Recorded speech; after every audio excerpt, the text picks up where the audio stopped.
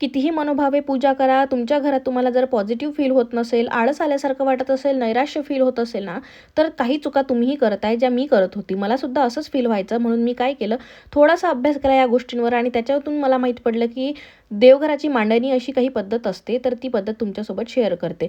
तर सर्वप्रथम तुम्ही जाणून घ्या, जो कलश तुम्ही मांडला आहे तो तुमच्या डाव्या हाताला असायला हवा. तेलाचा दिवा तुमच्या डाव्या हाताला, तर तुपाचा दिवा तुमच्या उजव्या हाताला असायला हवा. या व्यतिरिक्त बाकीच्या ज्या गोष्टी आहेत त्यासुद्धा मांडणी तुमच्यासोबत शेअर करते. तर जी गरुड घंटा तुम्हाला माझ्या मंदिरामध्ये दिसत आहे ती नेहमी आपल्या डाव्या हाताला असायला हवी आणि पाण्याचा जो तांब्या आपण भरून ठेवता, त्याशिवाय उदबत्ती, ह्या दोन्ही गोष्टी आपल्या उजव्या हाताला असायला हव्या. हे जे दोन तुम्हाला गज माझ्या घरी दिसत आहे हे गजलक्ष्मी आहेत, म्हणजेच आपल्या घरी धन सुख समृद्धी आणण्यासाठी असतात. त्या व्यतिरिक्त हे श्रीयंत्र आहे, याच्यावर 108 कमलगठ्ठ्यांची माळ आपल्याला अशी ठेवायची असते, कारण की लक्ष्मी देवीला कमळ खूप आवडतात आणि रोजच्या रोज 108 फुलं तर काय, एक फुलंही आता सध्या आपण नाही मिळू शकत आपल्याला. त्याच्यामुळे त्यांना नेहमी प्रसन्न ठेवण्यासाठी ही 108 कमलगठ्ठ्यांची माळ आपल्याला ठेवायची असते.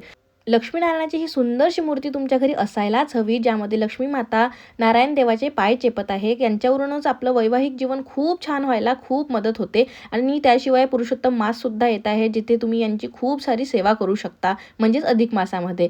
त्यांच्याच मागे तुम्हाला वाटीमध्ये तांदूळावर 7 गोमती चक्र, 7 कमलगट्टे व 7 कवड्या ठेवलेल्या दिसतात, त्या धनयोगासाठी असतात.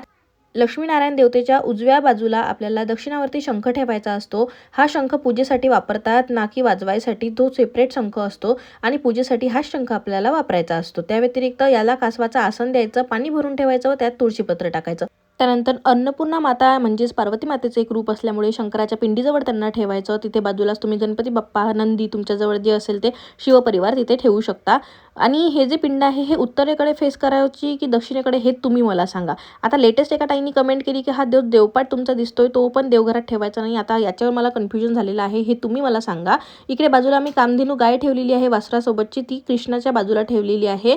अशी ही मांडणी मी केलेली आहे. यात काही चुका असेल, काही इम्प्रूव्हमेंट्स असेल तर तुम्ही मला नक्की सांगा. चला भेटूयात नेक्स्ट पार्टमध्ये. जय गजानन माऊली. श्री स्वामी समर्थ.